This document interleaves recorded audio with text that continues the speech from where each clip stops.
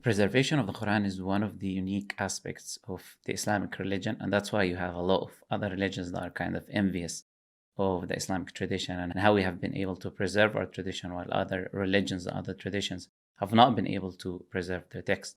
And sadly, there's a lot of misinformation and incorrect information that are widespread on the topic of the history of the Quranic text, its preservation, etc. Is like tons of misinformation online. And that is due to the fact that a lot of these people making these videos are relying on either like some Western historian that is like copying and taking text from here and there who doesn't like probably speak the Arabic language or understand the primary source material, as well as many other people who actually have like alternative motives and have a malicious intent towards the Islamic religion. So they actually intentionally put false information out there to confuse the people. So the purpose of this video is kind of to highlight a breakdown of the history of the Quranic text.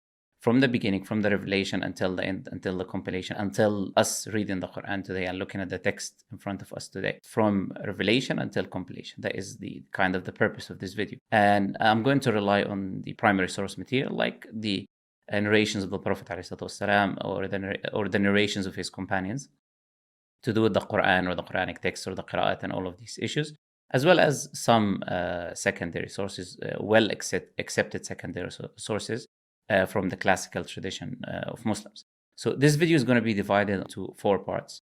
The first part of the video is going to be talking about the first parts of revelation, the revelation of the Quran until the end of the revelation.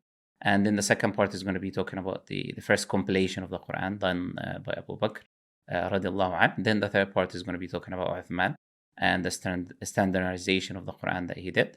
And then the last part is going to talk about the 10 Qira'at, 7 Qira'at / 10 Qira'at that we have today that we're reading. So it's going to be a breakdown, historical breakdown from the beginning until today. So it'll be a beneficial video, inshallah, for either people who are Muslims who are interested to understand how we have the 10 Qira'at today, how we have the Quran that we have it today, or people who have had misinformation, false information widespread for them to correct their understanding of the Quranic text. So first I'm going to begin speaking about the beginning of the revelation of the Quran. So Prophet ﷺ, he lived among his people for 40 years before revelation came down to him, before any part of the Quran came down to him. And he was known as the trustworthy, the honest. So he did not believe in idol worship, so he used to go into a cave, a secluded cave, and he used to try to worship God in whichever way he could. He used to go to a specific cave called the Cave of Hira, where he had the encounter with the angel Gabriel, the archangel Gabriel, which then the first few verses of the Quran were revealed. اقرأ باسم ربك الذي خلق خلق الإنسان من علق. Read or recite in the name of your Lord. So this was the first encounter, the first part of the Quran, the first revelation to be ever revealed of the Quran to the Prophet ﷺ. And angel Gabriel told the Prophet ﷺ to recite this Quran. Of course, the Prophet ﷺ, he was frightened, so he went back to his wife at that time, Khadija, and then she took him to her relative, Waraq ibn Nawfal, who was someone from the people of the book. He was studying the books of the Christians and the Jews. Then Waraq ibn Nawfal, he confirmed to the Prophet ﷺ, he told him that the angel that came to you is the same angel that came to Moses, i.e. he brought to you revelation.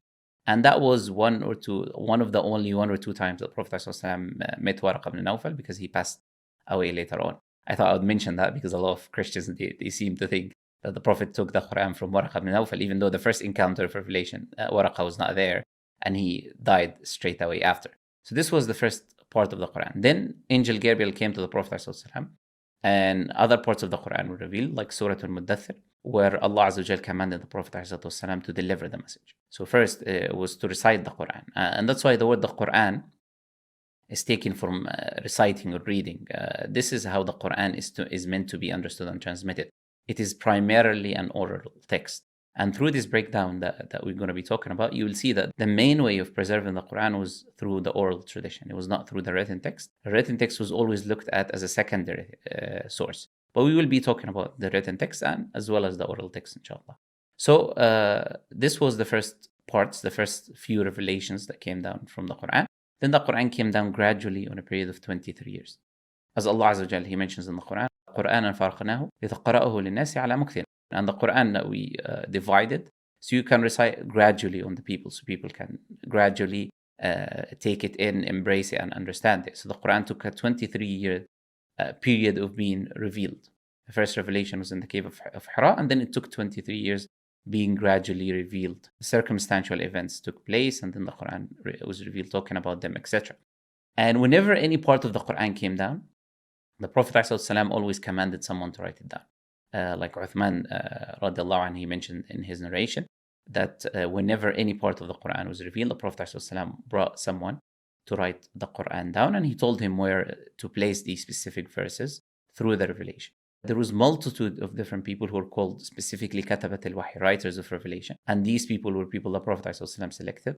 And whenever the Quran came down, he called one of them to come and write the Quran. One of them is, for example, Zayd ibn Thabit, Uthman radiallahu anhu that we mentioned, Abu Bakr, Umar, Ubay ibn Ka'b, multiple different companions of the Prophet ﷺ. There were many, many, many companions. And their job was to write down the Quran. So they were writing the Quran on any parchment, leather, rocks, wood, whatever was available at that time. Because at that time, like, papers were not available in the deserts of Arabia. So they were writing down on parchments. Wherever they could find any part, whenever the Quran is revealed, they bring a piece of leather, piece of wood, whatever it is, and then they write the Quran down on that piece. And then some of the companions of the Prophet ﷺ also had their own personal books where they were writing some of the Quran, and they were writing also their interpretations, their understanding. So it was a mixture between the revelation of the Quran as well as their understanding, etc. And we'll come to that point later on, so keep it in mind that some of the companions had their own personal kind of books and masahif where they had the Quran as well as explanation and understanding. For example, Aisha radiallahu anha, she had the Quran, and one of the verses of the Quran, she was saying, حَفِظُوا عَلَى الصَّلَوَاتِ وَالصَّلَاةِ الْوُسْطَى صَلَاةِ الْعَصْرِ. So there was an extra part there that she was adding as an interpretation in her own personal mushaf, as well as Ubay ibn Ka'b and many of the other companions. They also had their own personal masahif that they used to write interpretation as well as the Quran also in these masahif. So after that gradual revelation was coming down, and the Prophet ﷺ commanded people to write parts of the Quran, then Islam started to spread within the deserts of Arabia. So the Arabs at that time, they had multitude of different dialects. Just like today, you can look at the English or whichever language you want to look at, and you have different people in different parts of the world. They're all speaking English, but they are speaking different dialects of the same language. So that was the same case for the Arabs at the time. So when Islam spread to different tribes, Arab tribes like Tamim, etc., and then you had Quraysh, you had different tribes of the Arabs. And then when Islam spread, it was difficult for these other tribes that speak other dialects other than the dialect of Quraysh, which was the first dialect that the Quran was revealed in. It was difficult for these individuals and these people to recite the Quran in a dialect other than their own. So the Prophet ﷺ, what he did is that he started asking an angel Gabriel that we need more different ways of reciting the Quran. So basically, after that happened, and after Islam spread in all of these different tribes, there was a need for the Quran to also be easier for these people, because these people, you have the very old man, you have the very young child, and you have different people among them that cannot speak the dialect of Quraysh. It was difficult for them. So the Prophet ﷺ, he spoke with Angel Gabriel. He requested, he said, فَمَا زِلْتُ أَسْتَزِيدُهُ. I asked Angel Gabriel to ask Allah Azza wa Jal to make an easy way for us, for those individuals that are from different tribes that cannot speak the dialect of Quraysh. So what happened is that Allah Azza wa Jal revealed the Quran in 7 different dialects, which are also known as the 7 Ahruf. So Allah Azza wa Jal can make it easier for the people to recite the Quran in their own dialect. If they're very old or they're a child, and it's very difficult for them to recite the Quran in a dialect other than their own. So as the hadith says, that the Prophet ﷺ, he asked Angel Gabriel, he said, فَمَا زِلْتُ أَسْتَزِيدُهُ. I kept requesting him to increase until he gave me 7 Ahruf. And then Allah Azza wa Jal, he said, whichever harf, whichever dialect you would recite the Quran in, from these 7 dialects, you're correct. فَقَدْ أَصَابُوا. You're correct. There is no problem. Allah Azza wa Jal also gave the command, فَقْرَأُوا مَا تَيَسَّرَ مِنْهُ. Recite whatever is easy for you. So you can recite from these different dialects, whatever is comfortable, whatever is easy for you as an individual. Because the whole reason for the Quran to be revealed in these 7 different dialects was to make it easy for the people. So then you could recite from these different dialects, whatever is easier for your tongue as an Arabic person. And here you can see a miracle that people can look at and can see that this Quran cannot be from Prophet Muhammad, because he was from the tribe of Quraysh. And as we know, even today, if you bring anyone like English or American or whatever it is, and you start telling him, start speaking to me in different dialects of English start speaking to me in a Scottish dialect and Australian dialect, they're not going to be able to do it. They might do it for a few minutes, but then they will make mistakes. So how did the Prophet ﷺ recite the same Quran or bring revelation of the same Quran in 7 different dialects of the Arabs? We're talking about 6,000 verses here of the Quran, of the most eloquent speech to ever exist. So this by itself is a miracle for people of understanding, for people who have intellect, to see that this text could not have been coming from the Prophet Muhammad ﷺ himself. So the Quran came down, and while it came down in these 7 different dialects, also Allah Azza wa Jal added more new features in these 7 ahruf that was revealed. For example, he revealed certain words different from the first revelation that he revealed. For example, these words increase the meaning or bring an additional meaning that enriches the meaning of the Quran. For example, the Quran says Maliki Yawmiddin in the first chapter, Surah Al-Fatiha. It says Maliki Yawmiddin and Maliki Yawmiddin, the owner of the Day of Judgment and the King of the Day of Judgment. These 2 meanings do not contradict one another. They enrich the meaning of the Quran further. And also these dialects had different ways of reciting the same word. So it's the same exact word with the same dialectical marks and everything, but it's just the way you pronounce it is different. Like for example, you say Wadduha and you say Wadduhi. So depending on the dialect of the Arab tribe of the time. And also Allah Azza wa Jal had certain words read in a different way to also enrich and increase the meaning. For example, when Moses, he came to Pharaoh in the Quran and he showed him the signs like the stick and all of the signs that Moses showed Pharaoh, he said to him in one recitation, لَقَدْ عَلِمْتَ, you know that no one revealed these signs except the Lord of the heavens and the earth. So you know that no one can reveal these miracles except the Creator. So here in one recitation, Moses is telling Pharaoh, you know. And in another recitation, he says, لَقَدْ عَلِمْتُ, I know. So Moses is speaking from the first person here, that he knows that no one else can reveal these miracles except the Lord of the heavens and the earth. So here we have an enriched meaning added to this verse, that Moses himself, he knows, he believes, he's certain that these signs came from the Creator. And also the other recitation is that Pharaoh also knows this, even though he's denying. He also knows that these signs are coming from the Creator. So that is enriching and increasing the meaning of the Quran. And now that's why you see Abdullah ibn Mas'ud, who was actually one of the 4 people that the Prophet ﷺ recommended that people take the Quran from, or take the recitations of the Quran from. So there's a hadith of the Prophet ﷺ. He said, take the Quran from 4 people, i.e. these 4 people are the best reciters. So one of them is Abdullah ibn Mas'ud, Ubay ibn Ka'b, Mu'adh ibn Jabal, and Salim, right? These 4 people, the Prophet ﷺ said, take the Quran from them. They're the most eloquent in reciting. So Abdullah ibn Mas'ud, he said that I've seen the reciters in the beginning. I've seen these different ahruf, these different dialects of the Arab, these different revelations that came from Allah Azza wa Jal. And they're very close. They're like halum and aqbil, which both of these 2 words mean the same thing, which means come, but it's just different ways to say the same thing. And as we said, different words that are also enriching the meaning, like the king and the owner. So this was essentially the 7 ahruf. The 7 ahruf were 7 dialects that also added more unique words that enriches the meaning of the Quran, and unique ways of reciting certain words that adds and increases the meaning of the Quran. Now, the very important thing to understand here is that all of these different things are all considered Quran. So when we say there's only one Quran, there's only one Quran, because that is the same text, but it is recited in different ways. That is the same text, but these differences are all coming down from Allah. So Quran is the recitation of the text of the revelation that comes from Allah Azza wa Jal. That's what the Quran is. And all of these different ahruf, all of these 7 ahruf, all of these unique words like Malik and Malik, or alimtu and alimta, or tabayyanu and tathabbatu, all of these are coming from Allah, from Angel Gabriel. And the Prophet ﷺ recited them word for word. So when you look at different qira'at and you look at different recitations of the Quran, you look at these words, or you hear different ways of reciting certain things like wadduha, wadduhi. When you hear these things, these are all coming from the Prophet ﷺ. They're all coming from Allah Azza wa Jal. They're all revelation coming from Allah. Unlike the differences that you have in other religions and manuscripts, these differences are corruptions.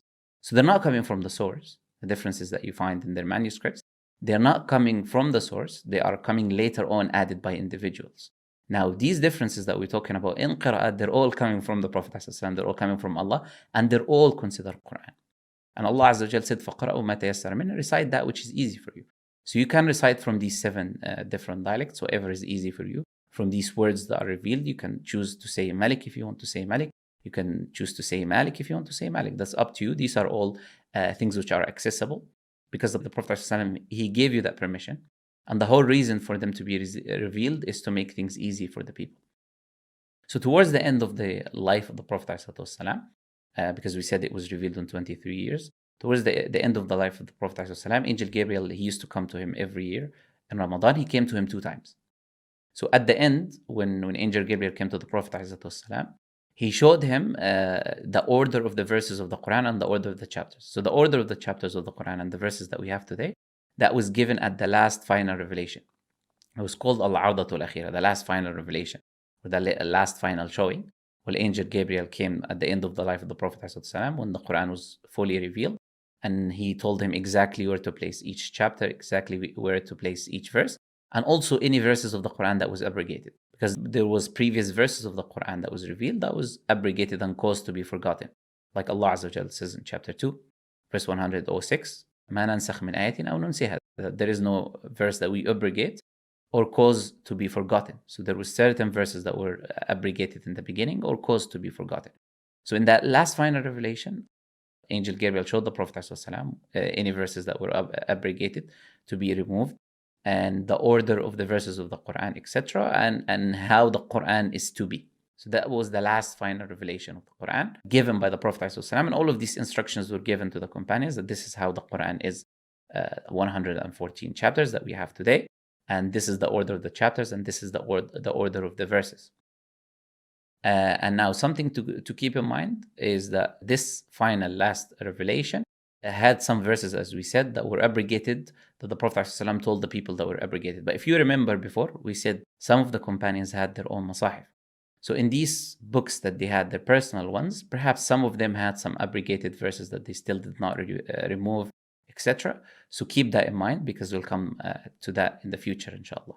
So this was the first stage. This was the first stage of the revelation of the Quran. Quran coming down on a period of 23 years. The 7 Ahruf, when Islam spread, so the 7 different dialects of the Arab, including some unique words that enriches and unique ways of reciting that enriches and make it easy for the people when they're reciting the Quran. Now, a couple of years later, after the death of the Prophet ﷺ, came the time of the first Caliphate of Islam, Abu Bakr as-Siddiq, and there was a battle called the Battle of Yamama. And within that battle, there was a lot of the people who memorized the Quran at the time of the Prophet ﷺ. Because when we said the Quran came in 23 years, whenever a verse was coming down, we said it was written down, it was also memorized by the people. There was multiple memorizers of the Quran, like the 4 people we mentioned, that the Prophet told the people to learn the Quran from, because there was this tradition of people learning the Quran, memorizing the Quran. So there was people who are called the memorizers of the Quran. And within the Battle of Yamama, which is like 2 years later or so, after the death of the Prophet ﷺ, a lot of these reciters of the Quran died. So Umar ibn al-Khattab, who was another close companion of the Prophet ﷺ, came to the first Caliphate, Abu Bakr, and he told him that there is a lot of people who died in this battle, and I'm afraid that all of the reciters will die, and some of the Quran may be lost. So now he's talking in future tense. It's because, look, we've seen a lot of these reciters, they died.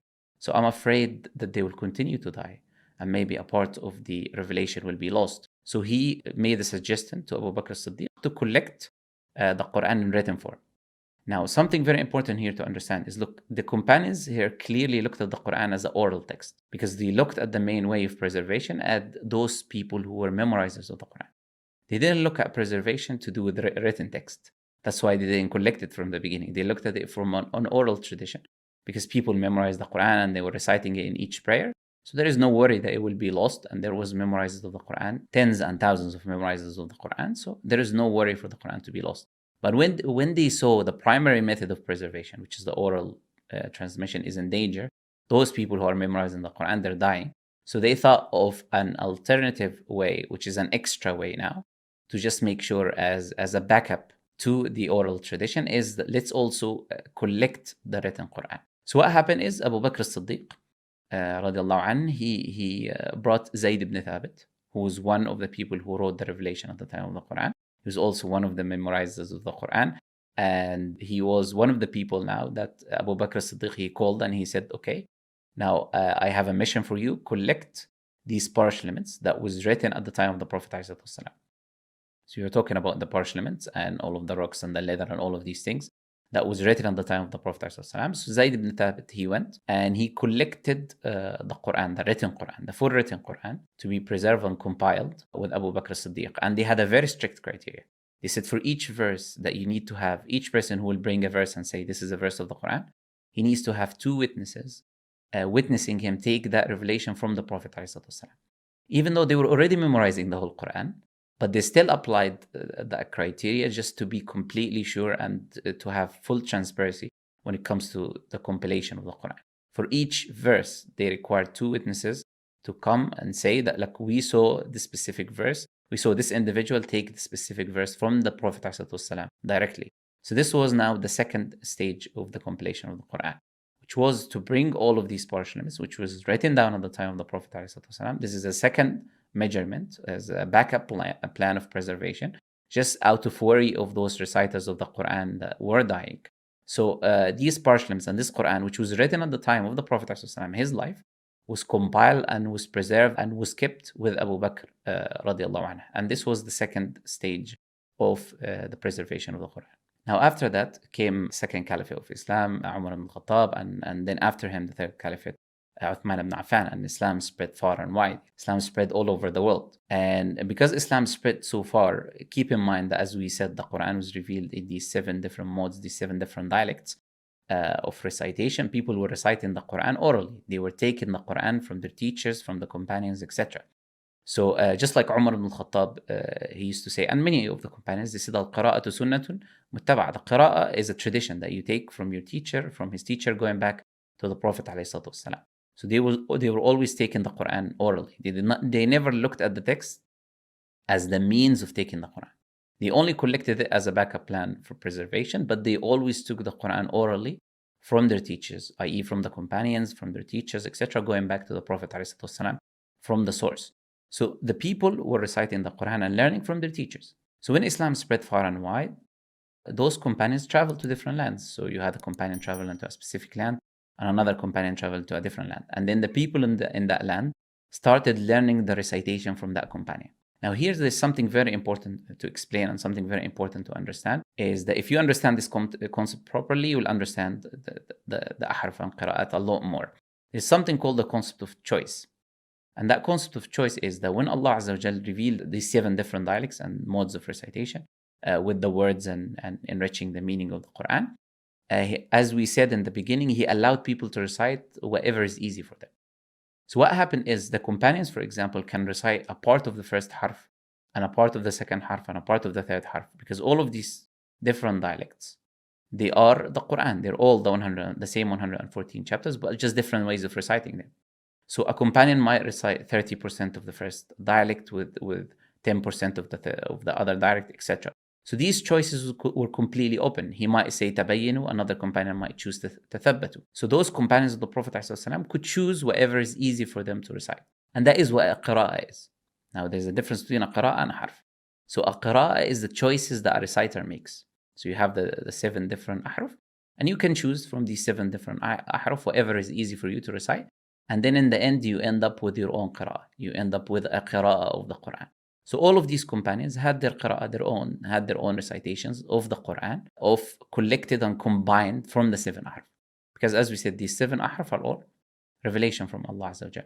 So a companion, he took 10% from one harf and 90% of another harf, and then he had his qira'ah. For example, Abdullah ibn Abbas had his qira'ah, Ubay ibn Ka'b had his qira'ah, etc. So these companions had their own qira'ah that they were reciting. And that's why if you look at the hadith of Umar ibn Khattab and Hisham ibn Hakim, which are 2 of the companions of the Prophet ﷺ, Hisham ibn Hakim was reciting a part of the Quran, and then Umar ibn Khattab, he heard him reciting. And then he heard him reciting something he didn't hear before, because they were all taking the Quran from the Prophet ﷺ.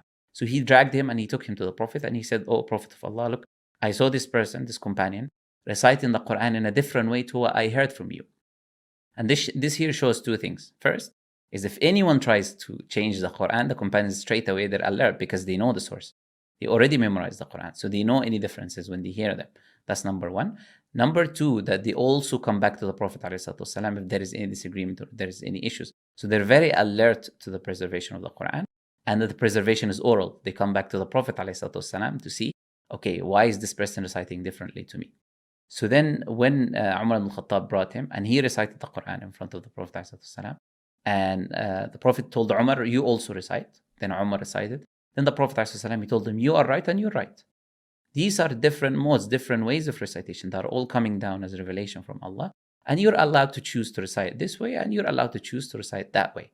So this is the Prophet ﷺ telling these companions that you can have your qira'ah, you can have your choices from these 7 different dialects and modes of recitation and words. You can choose your choices, whatever is easy for you, as well as the other companion, he can also choose his choices. And then you end up with a qira'ah, you end up with the choices that you made, your own recitation, that are taken from what? From the 7 ahruf, that are all revelation and are all Quran. An easier way to bring it to the mind of the people listening is look at the Quran, for example. You have chapter 2 and chapter 3. Imagine if chapter 2 and chapter 3, they were one harf. Chapter 2 is one harf and chapter 3 is a different harf. So you take a part of chapter 2 and you recite with it a part of chapter 3.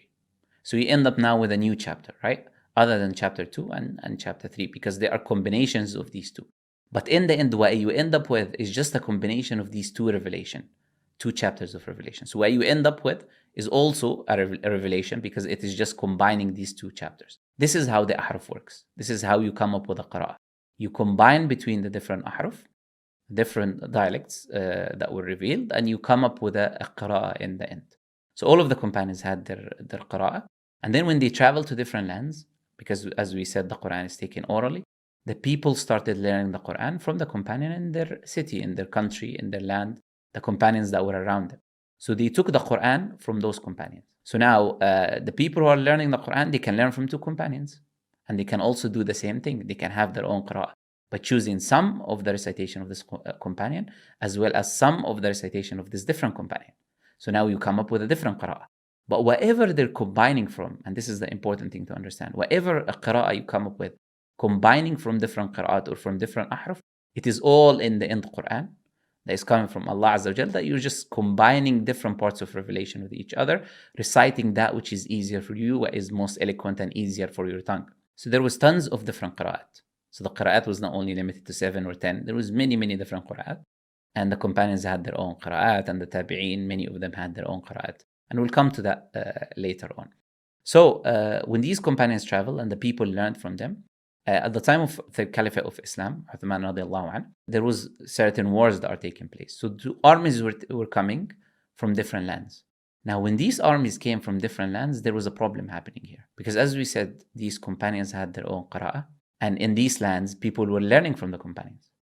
So if Abdullah ibn Abbas was in one land and Umar ibn Khattab was in a different land, the people in this land learned from Abdullah ibn Abbas, his qira'ah, and the people here learned from Umar ibn Khattab. So when the time of war came and the people came from this land, the people came from this land, now they have 2 different qira'at.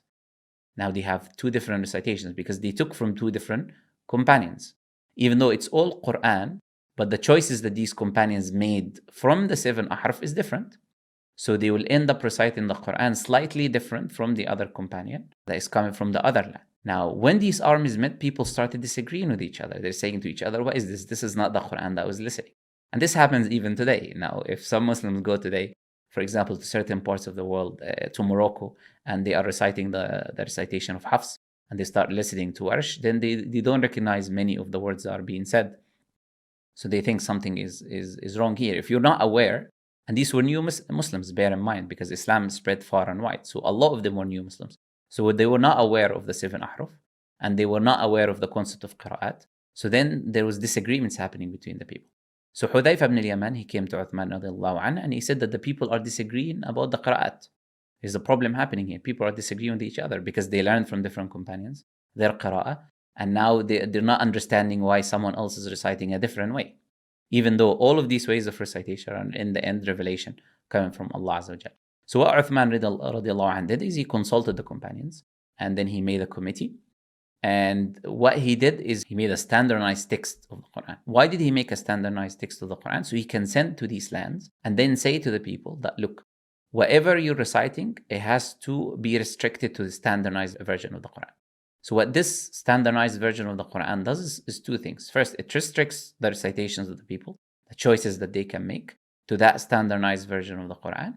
And then if there is any disagreement, they can always come back to that specific standardized version of the Quran. Now, where did this standardized version come from? What Uthman radiallahu anhu did is he brought the same person, Zayd ibn Thabit, who Abu Bakr made compile the Quran in the stage that we spoke about before.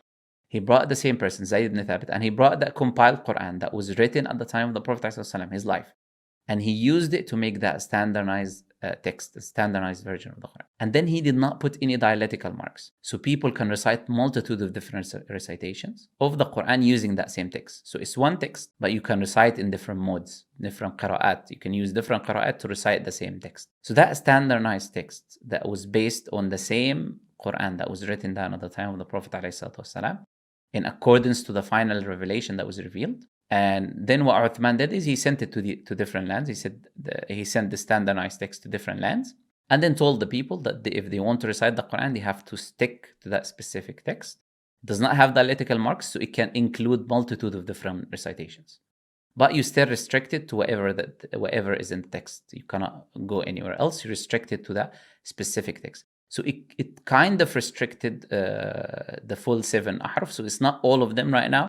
So there is a restricted version of them, restricted version of the 7 Ahruf. And something that is very important to understand here is that any harf is enough. As the Prophet ﷺ said, كُلُّهَا كَافٍ شَافٍ. Each harf of it is enough. If we just have one recitation or one harf of the Quran, that is enough for people, because all of it is Quran in the end, and all of it is the 114 different chapters. But it's just different ways of reciting these 114 different chapters. So that skeletal text of Uthman radiallahu anhu that does not have dialectical marks, you can have multitude of different qira'at that you can use to read that specific text. But as we said, something very important to understand. They never learned the Quran from the text, which is why Uthman radiallahu anhu, he left it without dialectical marks, because you cannot just pick it and start reading a specific recitation. The learning was always oral, and the text was always secondary. So the purpose of the text is two things: to combine the people at one text, and if there is any disagreement, they can come back to it. That was the only reason Uthman radiallahu anhu made that standard text. And then what Uthman radiallahu anhu also did is he burnt any other copies. Now, what copies did he burn? He burnt these personal masahif that we mentioned in the beginning. We said in the beginning, different companions had their own personal masahif, and they had interpretation in there, etc. So what Uthman radiallahu anhu did, he said, bring any of these masahif, personal masahif of the people, and we're going to remove them. We're just going to leave that standard text so people can come back to it, and do not go to multitude of different sources. There's only one source to come back to.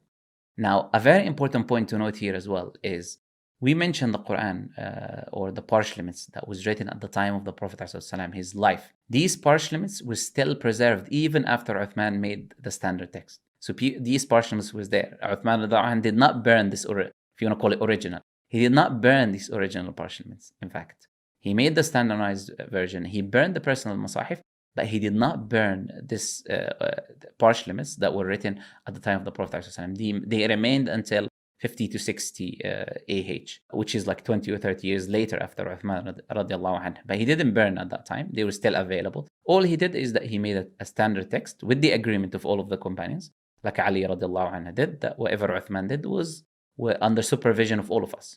So it was not a personal decision that Uthman radiallahu anhu made. And Uthman radiallahu anhu and all of the four caliphates, the Prophet ﷺ told us to follow their way and their tradition. So that standard text was then made, and then it solved this idea of disagreement of different people coming from different parts of the land disagreeing on different recitations that they took from the companions. So now here, the people are restricted to the text, but there's still many recitations that you can recite using that text, because the text does not have dialectical marks. You can recite Malik, you can recite Malik, you can recite Tabayyanu, you can recite Tathabbatu, and you can recite these different words using the same text. You can say Wadduha, you can say Wadduhi. So there was still tons of different qira'at available, but people are still restricted to one text, one skeletal text that they come back to when it comes to the recitations of the Quran. And this is the third stage of the recitations of the Quran and the preservation of the text. The final stage of the recitations of the Quran. Now, after we said there's a skeletal text now, which is the text that Uthman radiallahu anhu standardized and he sent to different lands. And now there's, as we said, tons of different qira'at that people took from the companions and then from the students. So the companions combined from the 7 Ahruf, and then their students combined from different companions, and then the students of the students combined from different students. And all of it is combining from revelation.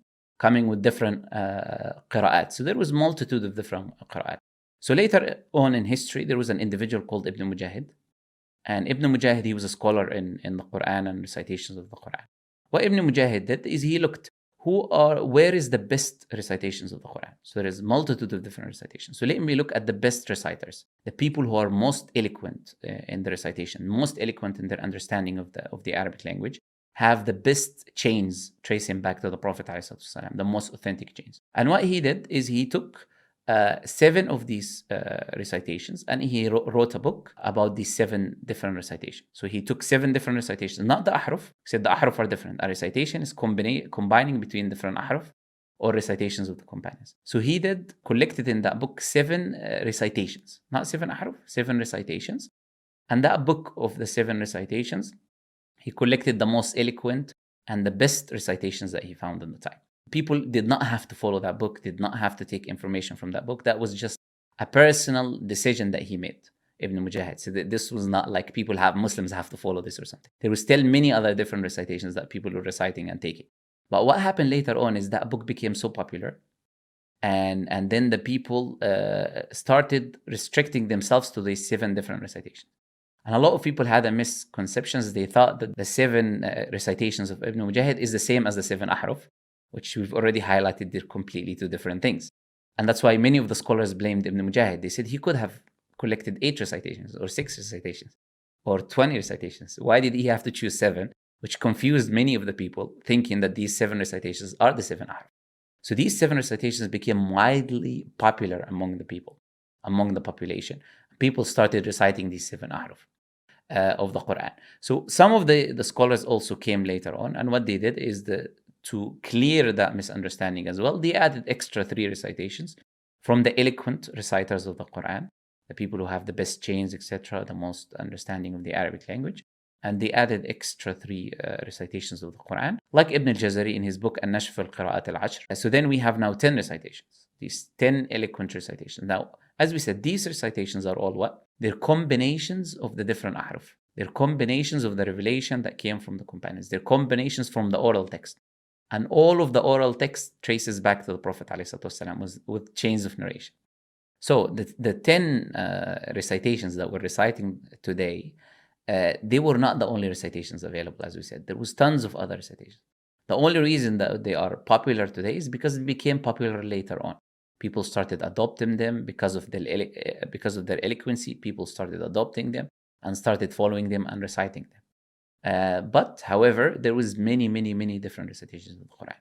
And something interesting for people to understand, that even today, if you become a scholar of Qira'at and highly eloquent in the Arabic language, etc., you can even have a new Qira'ah. You can combine between these 10 different Qira'at. So even today, you're not restricted to the 10 different Qira'at. Why? Because all of them are Quran. All of them are revelation. All of them are coming from Allah Azza wa Jal. All of them, for us, are considered Quran. These recitations of the Quran, the 10 different recitations of the Quran, they are highly mass transmitted. We're talking about tens of thousands, hundreds of thousands of chains of narrations, transmitting these 10 recitations of the Quran, tracing back to the Prophet ﷺ. Now we have voluminous works that has the names and biographies of the people in the chain, the people transmitting the information. Not the information itself, but just the people transmitting the information, autobiographies of them.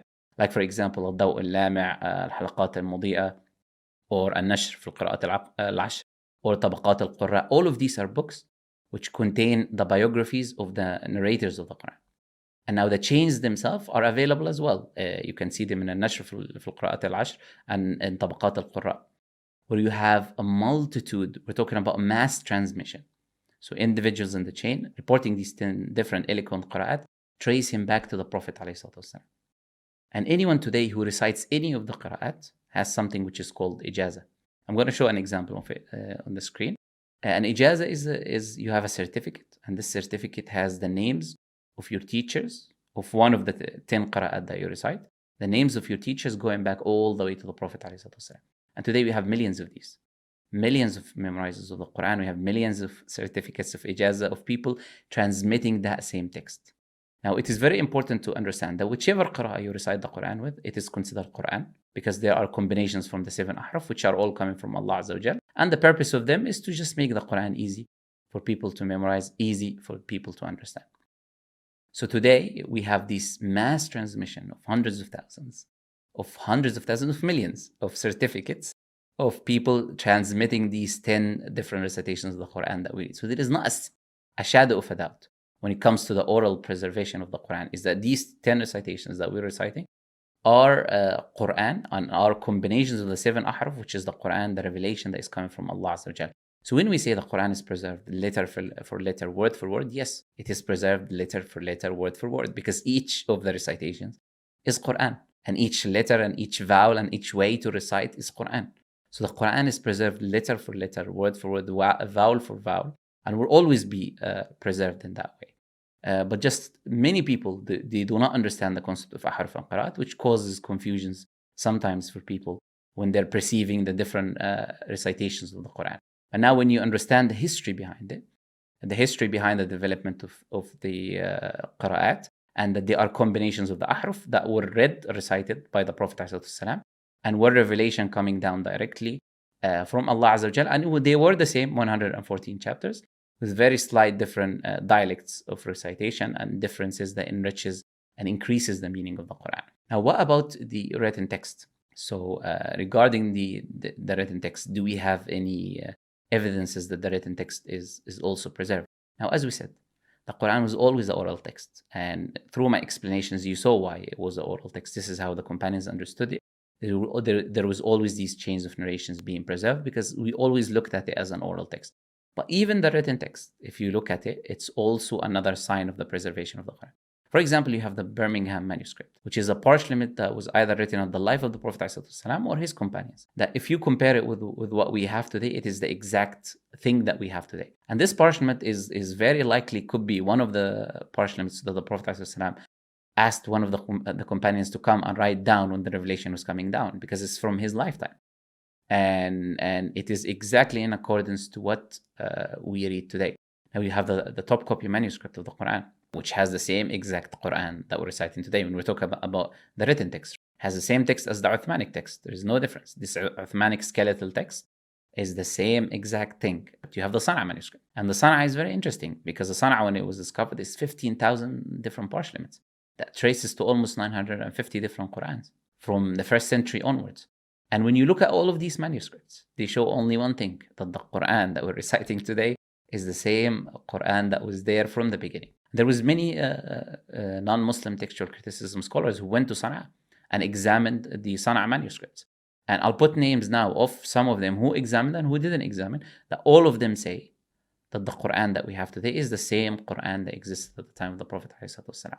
So some of the names that I'm going to put of these non-Muslims, they went and they actually investigated and written books actually about the Sana'a manuscript and how they show the preservation of the Quran. Okay, now what about the Sana'a manuscript and the fact that there is something called an upper text and a lower text? And a lot of people don't understand what is this upper text and lower text and why is there differences. So as we said in the beginning, the Quran was written on what? Parchments and bones and whatever was accessible. So people didn't have papers, so when they make a mistake, they throw it away and then bring a new paper. So what people used to do is they used to wipe down the ink on whatever they had. They used to wash it and then write again. So that is what is the upper and lower text that you find in some of these parchments regarding the Sana'a manuscript, is because those people who were writing down, they were wiping down the previous text and then writing a new text when they made a mistake on the same parchment, on the same bone. So that's why you might find slight disagreements there in the lower text when you look at the lower text, etc. So that's one thing. The other thing is, as we said, these were 950 different Qurans and 15,000 parchments. These were not scribes, professional scribes. Many of these parchments were people personally writing for their own benefit, like home or learning from their teachers, learning at a school, writing down. These were not professional scribes. So they will have scribal errors because they're not professional scribes. But how do we know that these are scribal errors and not changes in the text? There's a very simple way that any beginner textual criticism scholars know, is that you look at the text, you look at any change or difference within that text, and then you compare it with the something older than it, a text older than it, or a text from the same time, or a text that came later on. So if you look at the text from the same time, text from before and text that came later on has the same chapter, but does not have this extra mistake. So now you realize that this is not corruption, this is a scribal error, because that error has not been copied later on. Before it's not there. Other manuscripts from the same time does not have it, and manuscripts later on does not have it. So now we know that this is a scribal error. But if you compare with other religions, for example, the Christian tradition, you see that error is repeated in manuscripts later on. So you realize that there is a corruption taking place, because that change now has been copied and copied and copied and copied and copied in later manuscripts, and then have been put in the Bible and people are reading. This is how you know that there is a corruption.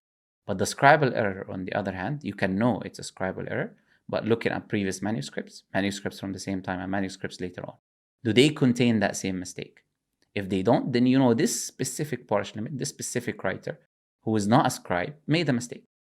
So even, but this is the thing that I'm saying, even though you can you can look at the upper text and the lower text, and you can look at certain scribal errors, the conclusion of scholars, talking about non-Muslim scholars, secular scholars, who went and studied the Sana'a manuscripts and written works on it, their conclusion is the same. The Quran is preserved, and these manuscripts, whatever error a manuscript could have from the 8th century or the 9th century or wherever it is, any errors or mistakes that these were scribal errors, and we can prove it because we can show you manuscripts, other manuscripts from the same time, before and after, that does not have that same mistake, which shows that the Quran is preserved, even, we're talking about, from the written text. So now, whether you want to look at the written text or you want to look at the oral text, there's only one conclusion that you can come to, is that the Quran that we have today is perfectly preserved. It is absolutely perfectly preserved from the oral text. We don't even have to rely on any of these written manuscripts, because yes, someone can write and make a mistake, so what? Does not mean anything. And this is not the case. We're saying even if this happens, this does not mean anything.